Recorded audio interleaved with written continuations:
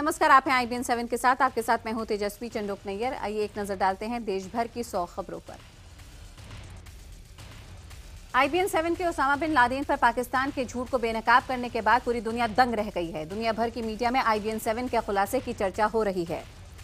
USA के news.com ने भी इस खबर को प्रमुखता से जगह दी है। इसके अलावा देश भर के अखबारों में भी इस खबर को प्रमुखता से जगह दी गई है। अफगानिस्तान सरकार ने प्रतिक्रिया देते हुए कहा है कि हमने हमेशा से कहा है कि दाऊद पाकिस्तान में छिपा है। अफगानिस्तान ने यह भी कहा कि ओसामा मुल्ला उमर के बाद अब नया तालिबान प्रमुख मंसूर अख्तर भी वहीं छिपा बैठा है। पूर्व विदेश मंत्री सलमान खुर्शीद ने ओसामा पर कहा है कि यहां पर इस वक्त अमेरिकी सरकार को यह बताने की जरूरत है कि वो अपने रुख में बदलाव लाएं। भारत का कर्तव्य है कि वो अमेरिका को ये जरूर समझाए कि समझदारी और सूझबूझ से आगे अमेरिका कोई भी कदम उठाए। जेडीयू नेता केसी त्यागी ने अमेरिका पर तीखा हमला किया और कहा कि अब वक्त आ गया है कि अमेरिका भारत के प्रति अपना रुख साफ करे और पाकिस्तान के खिलाफ भारत की मदद करे। कांग्रेस नेता RPN सिंह ने अमेरिका से पाकिस्तान के खिलाफ कड़ी कार्रवाई की मांग की है। वहीं इस पूरे मामले में परवेज मुशर्रफ के पूर्व सहयोगी रशीद कुरैशी ने चौधरी मुख्तार पर झूठ बोलने का आरोप लगाया है। उन्होंने कहा कि चौधरी के इस खुलासे से पूरा पाकिस्तान भी सख्ते में है। IBN 7 ने ओसामा की मौत से जुड़ा एक ऐसा सच बेनकाब किया है जिसने पूरी दुनिया को हिलाकर रख दिया और पाकिस्तान के झूठे दावे को यहां पे सामने लाकर रख दिया। पाकिस्तान के पूर्व रक्षा मंत्री चौधरी अहमद मुख्तार ने IBN 7 पर ओसामा और पाकिस्तान के बीच जुड़े सारे राज का खुद ही पर्दाफाश कर दिया।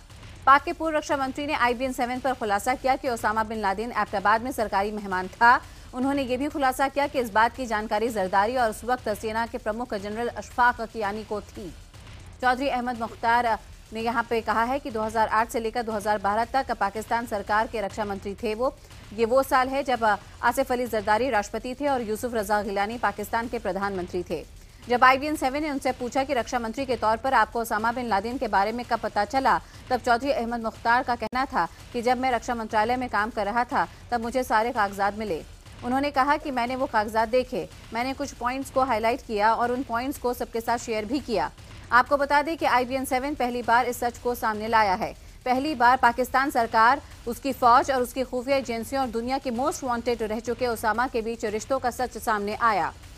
शिवसेना मुखपत्र सामना में कुलकर्णी की तुलना कसाब से की गई है। सामना में लिखा गया है कि भारत में अगर सुधींद्र कुलकर्णी जैसे लोग मौजूद हों तो पाकिस्तान को कसाब जैसे आतंकी को भेजने की जरूरत क्या है। सामना ने कुलकर्णी पर तीखा हमला करते हुए लिखा है कि 2008 में कैश फॉर वोट स्टिंग के पीछे इन जैसे लोगों का ही हाथ था, जिसके चलते बीजेपी को काफी शर्मिंदगी झेलनी पड़ी थी। इतना ही नहीं, जिन्ना प्रकरण को लेकर लालकृष्ण आडवाणी की शर्मिंदगी के लिए भी कुलकर्णी ही जिम्मेदार हैं। CM फडणवीस को इन बातों से सावधान रहना चाहिए। शिवसेना ने कुलकर्णी को कालिक पोतने वाले शिव सैनिकों को सम्मानित किया। पार्टी अध्यक्ष उद्धव ठाकरे ने इन सभी शिव सैनिकों को मातोश्री बुलाकर सम्मानित किया। इससे पहले सुधींद्र कुलकर्णी के ऊपर कालिक पोतने के आरोपी सभी 6 शिव सैनिकों को जमानत पर रिहा कर दिया गया है। सुधींद्र कुलकर्णी पर कालिक पोतने की घटना पर श्रीराम सेना ने शिवसेना का समर्थन किया। श्रीराम सेना के कार्यकारी अध्यक्ष ने कहा कि शिवसेना ने बहुत अच्छा काम किया। इधर पाकिस्तान के पूर्व विदेश मंत्री कसूरी ने दिलीप कुमार से मुलाकात कर उन्हें अपनी खिताब सौंपी। दिलीप कुमार ने भी उन्हें अपनी खिताब सौंपी। कसूरी के खिताब में इस बात का जिक्र है कि पूर्व प्रधानमंत्री अटल बिहारी वाजपेयी ने कारगिल युद्ध के दौरान पाकिस्तान के प्रधानमंत्री नवाज शरीफ को फोन पर लताड़ा था। वाजपेयी ने उस दौरान नवाज की बात बॉलीवुड लेजेंड दिलीप कुमार से भी करवाई थी। दिलीप कुमार ने नवाज शरीफ से कहा था कि मैं मियां साहब, हम आपकी तरफ से ऐसी उम्मीद नहीं करते थे। KDMC निगम चुनाव में बीजेपी और शिवसेना के अलग अलग लड़ने के ऐलान से दोनों पार्टी के अलग होने के संकेत मिल चुके हैं। वहीं बीजेपी शिवसेना के बदले तेवरों के वजह से भले ही बैकफुट पर यहां पर आ गई हो, लेकिन वो गठबंधन तोड़ना नहीं चाहती है। बिहार में दूसरे चरण के लिए मतदान के लिए आज शाम को चुनाव प्रचार थम जाएगा। 16 अक्टूबर को दूसरे चरण में 6 जिलों की 32 विधानसभा सीटों पर वोट डाले जाएंगे। 16 अक्टूबर को दूसरे चरण का मतदान होना है, जिसमें ज्यादातर सीटें नक्सल प्रभावित इलाकों में आती हैं। इसलिए 32 में से 11 नक्सल प्रभावित सीटों पर 7 से 3 बजे तक ही मतदान होगा। बिहार में चुनावी रैली में बीजेपी अध्यक्ष अमित शाह ने नीतीश कुमार पर हमला करते हुए कहा कि बिहार में बिहारी ही मुख्यमंत्री होगा, लेकिन वो बीजेपी का होगा। वहीं नीतीश कुमार ने बीजेपी पर कटाक्ष किया। उन्होंने कहा कि बीजेपी विधानसभा का चुनाव प्रधानमंत्री के नेतृत्व में लड़ रही है। लगता यह है कि पंचायत को चुनाव भी प्रधानमंत्री के नेतृत्व में ही लड़ेंगे। अरवल में आरजेडी अध्यक्ष लालू प्रसाद यादव की रैली में मंच अचानक टूटकर गिर गया। मंच टूटने से लालू समेत तमाम नेता गिर पड़े, हालांकि सभी सुरक्षित हैं।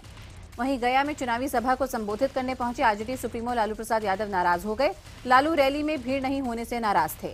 जहानाबाद में स्टिंग ऑपरेशन में फंसने के बाद जेडीयू के पूर्व मंत्री अवधेश कुशवाहा पर मंगलवार को एफआईआर दर्ज कर ली गई है। एआईएमआईएम के मुखिया असदुद्दीन ओवैसी ने मंगलवार को एक जनसभा को विवादित बयान दिया। ओवैसी ने कहा कि बाबा साहेब अम्बेडकर गांधी जी से बड़े लीडर थे। बिहार के बिहार शरीफ में बीजेपी का प्रचार करने पहुंचे बॉलीवुड अभिनेता अजय देवगन की एक झलक पाने के लिए लोग उतावले हो रहे थे और इसी दौरान वहां हंगामा होने लगा। इसके बाद जमकर कुर्सियां चली। बवाल के बाद भीड़ भड़क गई और लोगों ने अजय देवगन के हेलीकॉप्टर को उतरने ही नहीं दिया। हंगामे के चलते बिहार शरीफ और चंडासी में होने वाली अजय देवगन की दोनों रैलियां रद्द करनी पड़ी। पूर्व मुख्यमंत्री जीतन राम मांझी ने एक बार फिर विवादित बयान दिया। मांझी ने कहा कि लोग वोट देने के नाम पर पैसे और शराब लेकर यहां पर चलते बनते हैं और इसका इस्तेमाल बंद होना चाहिए चुनाव में। उन्होंने कहा कि बिहार में ऐसी शराब बंटवाई जा रही है जिसमें दवा मिली है। लोग शराब पीने के बाद अब बेहोश रहेंगे ताकि वोट ना कर सकें। मंगलवार को बिहार पहुंची बीएसपी सुप्रीमो मायावती ने एक चुनावी सभा में बीजेपी पर जमकर निशाना साधा। मायावती ने बीजेपी द्वारा लोकसभा चुनाव के समय कालाधन वापस लाने और कई अन्य घोषणाओं पर सवाल उठाए।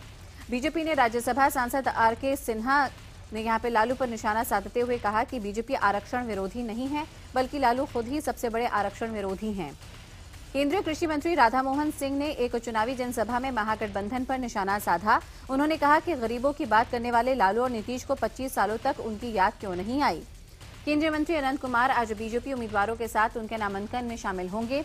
अनंत कुमार बेनपट्टी, हरलाखी, बेनीपुर, अलीनगर, दरभंगा सदर के बीजेपी प्रत्याशियों के लिए वोट मांगेंगे और उनके नामांकन में शामिल भी होंगे।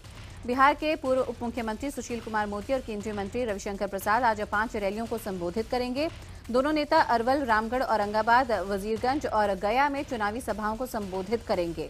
आज बिहार में मध्य प्रदेश के मुख्यमंत्री श्री शिवराज सिंह चौहान भी अपना दमखम दिखाएंगे।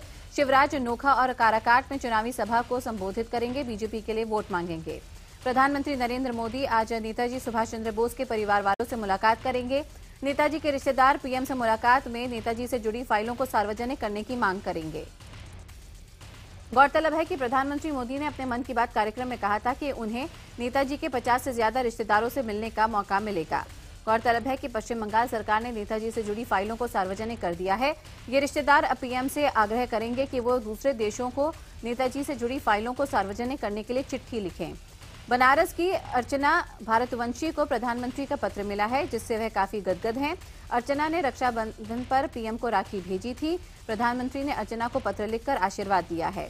इस पत्र को पाने के बाद राखी भेजने वाली बनारस की लड़कियां बेहद ही खुश हैं। उनका कहना है कि बहुत गर्व की बात है कि देश के प्रधानमंत्री हमें अपनी बहन मानते हैं। प्रधानमंत्री मोदी 15 अक्टूबर को पूर्व राष्ट्रपति और भारत रत्न एपीजे अब्दुल कलाम के जन्मदिन के मौके पर डीआरडीओ द्वारा आयोजित कार्यक्रम में शिरकत करेंगे। देश भर में आज 8 लाख से ज्यादा केमिस्ट हड़ताल पर हैं। दिल्ली के जंतर मंतर और मुंबई के आजाद मैदान में हजारों केमिस्ट विरोध प्रदर्शन करेंगे। ये दुकानदार इंटरनेट के जरिए दवाओं की बिक्री को नियमित किए जाने के केंद्र सरकार के फैसले का विरोध कर रहे हैं। इन दुकानदारों ने 1 हफ्ते के भीतर मामले को नहीं सुलझाए जाने पर अनिश्चितकालीन हड़ताल पर जाने की चेतावनी दी है। हालांकि सरकार ने ऐसे किसी फैसले से इनकार किया है। आज देश भर में केमिस्टों की हड़ताल का असर मध्य प्रदेश में भी दिखेगा। पूरे प्रदेश में लगभग 20,000 दवा विक्रेता हड़ताल पर रहेंगे। संघ के मुखपत्र पांचजन्य में अपने संपादकीय में पाकिस्तान के कब्जे वाले कश्मीर में बवाल, केजरीवाल, राहुल गांधी और लालू प्रसाद यादव समेत कई मुद्दों पर निशाना साधा गया।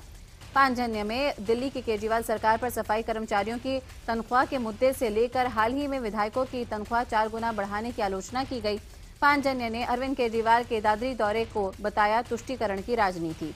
पांचजन्य ने राहुल गांधी के बयानों को बताया खामख्याली। कुछ दिन पहले राहुल गांधी ने कहा था कि पीएम मोदी ने उनके द्वारा सूट बूट का मुद्दा उठाने के बाद से सूट पहनना छोड़ दिया है। पांचजन्य ने साहित्यकारों के पुरस्कार लौटाने पर भी तीखा हमला किया। पांचजन्य ने लिखा है कि सिख दंगों के दोषियों के हाथों से सम्मानित होने में ये बुद्धिजीवी आहत नहीं हुए थे। पांचजन्य में लालू के बीफ वाले बयान पर भी निशाना साधा गया। पांचजन्य में लिखा है कि इकलौते यादव होंगे जो गाय और बकरी को समान मानते हैं। दिल्ली के अरविंद केजरीवाल सरकार पर प्याज के बाद अब चीनी की खरीद में घोटाला करने का आरोप लगा है।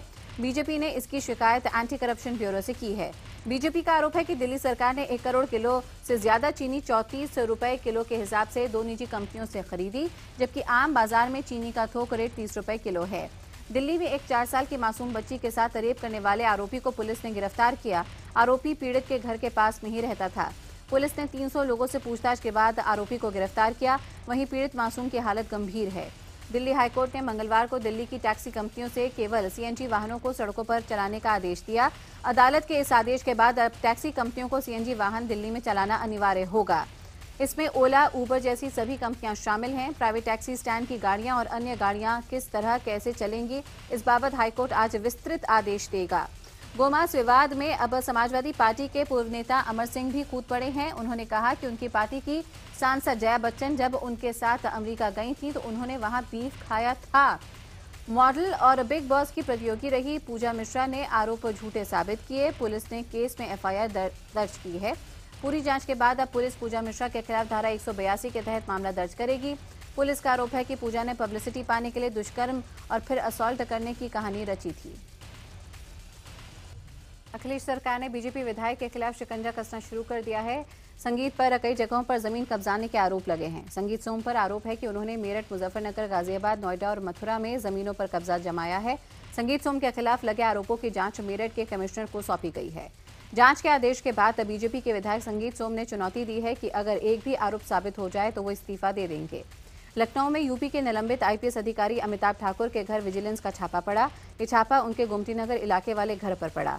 छापे को लेकर अमिताभ ठाकुर ने अखिलेश सरकार पर हमला बोला। उनका कहना है कि ये छापा उन्होंने मुलायम सिंह के खिलाफ जो केस दर्ज कराया है उसका बदला है। छापे के दौरान विजिलेंस टीम ने अधिकारियों से ठाकुर दंपत्ति का विवाद भी हो गया। ईरान में स्मगलिंग के आरोप में गिरफ्तार 9 भारतीय नाविकों को छोड़ दिया गया है। वो कल भारत पहुंच जाएंगे। केंद्रीय विदेश मंत्री सुषमा स्वराज ने ट्वीट कर इस बात की जानकारी दी है और ईरान को इसके लिए शुक्रिया अदा किया। कन्नड़ लेखक कलबुर्गी की हत्या और दादरी कांड के विरोध में पिछले एक हफ्ते में अब तक 25 से ज्यादा साहित्यकारों ने अपना पुरस्कार वापस किया है। इस मामले में मंगलवार को 3 और लोगों ने अपना सम्मान लौटा दिया। पंजाबी कवि सुरजीत पातर ने अपना साहित्य अकादमी अवार्ड और थिएटर आर्टिस्ट माया कृष्णा राव ने अपना संगीत नाटक अकादमी अवार्ड लौटा दिया है।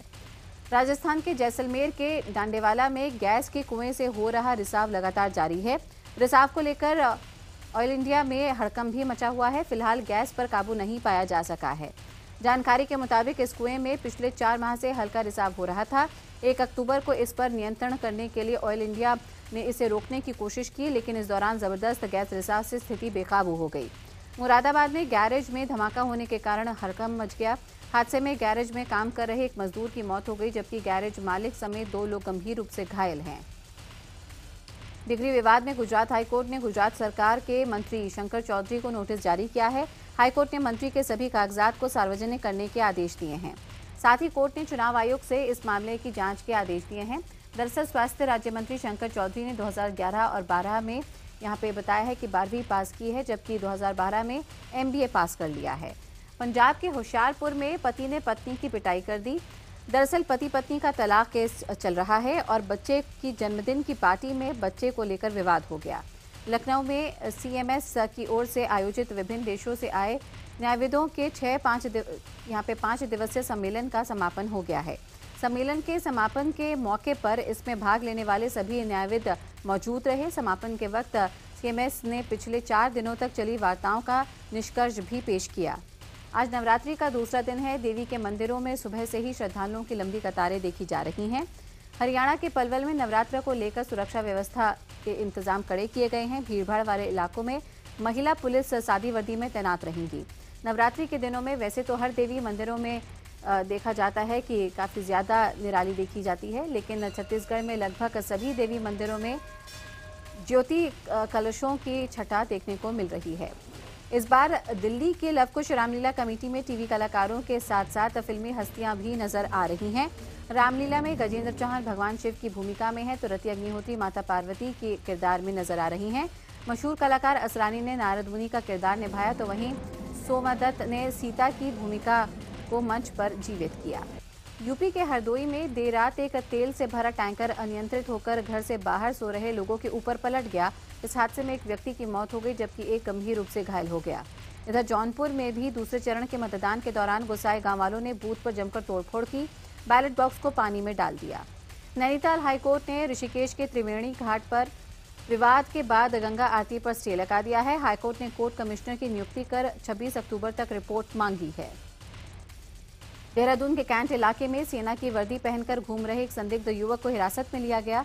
पुलिस पूछताछ में खुलासा हुआ है कि युवक देहरादून का रहने वाला है और सेना में ड्यूटी देने का ड्रामा कर रहा था। बिहार के दरभंगा में एक युवती के साथ गांव के ही एक बिगड़ैल युवक ने 2 साल तक रेप किया। गांव के लोगों ने आरोपी युवक को पकड़कर पुलिस के हवाले किया। राजस्थान के दौसा में एक मूंगफली के गोदाम में भीषण आग लगी। सूचना के बाद दमकल की गाड़ियां मौके पर पहुंची, जिन्होंने काफी मशक्कत के बाद आग पर काबू पाया। भोपाल में कांग्रेस के मुख्यालय पर लगे एक पोस्टर से कांग्रेस के अंदर गुटबाजी खुलकर सामने आई। पोस्टर में एक शख्स को 25 लाख का बैग और एक इनोवा कार लेते दिखाया गया है। छत्तीसगढ़ बीजेपी ने पीएम मोदी से चाइना बाजार पर पूरी तरह से प्रतिबंध लगाने की मांग की है। आंध्र प्रदेश के पश्चिमी गोदावरी जिले में एक शिक्षक ने 4 साल की बच्ची को गर्म प्रेस पर बैठने को कहा और ये सजा दी। बिहार के किशनगंज स्टेशन पर मंगलवार को आरपीएफ के जवानों की अवैध वसूली से परेशान होकर यात्रियों ने जमकर हंगामा किया।